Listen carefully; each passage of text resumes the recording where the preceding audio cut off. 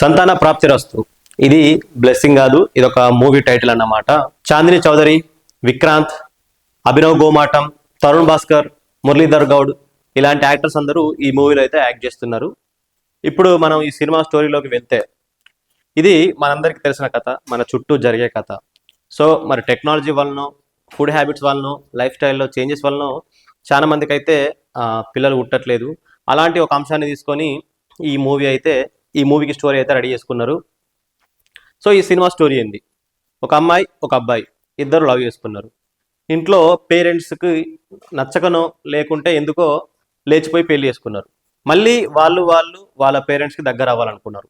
అలాంటి మూమెంట్లో వాళ్ళకు పిల్లలు పుడితే, అంటే ఇద్దరు లవర్స్ ఆర్ కపుల్స్ వీళ్ళిద్దరికి ఇప్పుడు పిల్లలు పుడితే పేరెంట్స్కు దగ్గర అవ్వచ్చు అనుకున్నారు. సో ఇప్పుడు వాళ్ళు పిల్లల కోసం ప్రయత్నం చేస్తారు. ఇలా పిల్లల కోసం ప్రయత్నం చేసినప్పుడు అబ్బాయిలో స్పెర్మ్ కౌంట్ తక్కువ ఉందని తెలిసి వస్తుంది.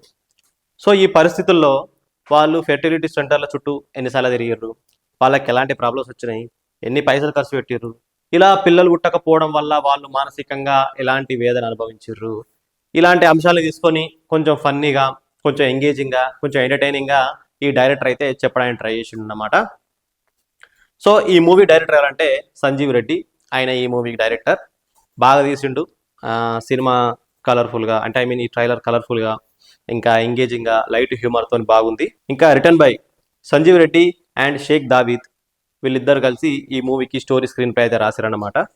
సో సినిమాల్లో అయినా ఎక్కడైనా సరే మనకు తెలిసిన కథల్ని కొంచెం ఎంటర్టైనింగ్ వేలో మనం చెప్తే అవి చాలా సక్సెస్ అయినట్టు, ఇంకా జనాలు మంచిగా ఎంజాయ్ చేసినట్టు మనకి ఇంతకుముందు చాలా ఎగ్జాంపుల్స్ అయితే ఉన్నాయి. ఈ మూవీకి మ్యూజిక్ సునీల్ కాశ్యప్ గారు.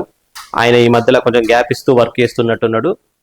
ఛానల్ అవుతుంది ఆయన మ్యూజిక్ రెగ్యులర్గా వినక. ఇంకా ఈ ట్రైలర్లో అయితే ఒక పాట ఉంది, ఆ పాట బాగుంది. ఇంకా ఈ సినిమాకి బ్యాక్గ్రౌండ్ మ్యూజిక్ అజయ్ అరసాడా, ఆయనే ఈ సినిమాకి బ్యాక్గ్రౌండ్ మ్యూజిక్ కంపోజ్ చేస్తున్నాడు.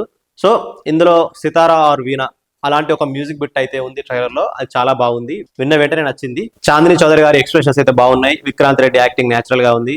మురళీధర్ గౌడ్ గారి యాక్టింగ్ అయితే నార్మల్ గా ఉంది. మేబీ సినిమాలో ఇంపార్టెన్స్ ఉంటుంది కావచ్చు. ఇంకా తరుణ్ భాస్కర్, అభినవ్ గోమాటం వీళ్ళ క్యామియో చూడంగానే మంచిగా అనిపించింది. అభినవ్ గోమాటం గారికి ఎందుకో కొంచెం గ్యాప్ బాగా వస్తుంది సినిమాకి.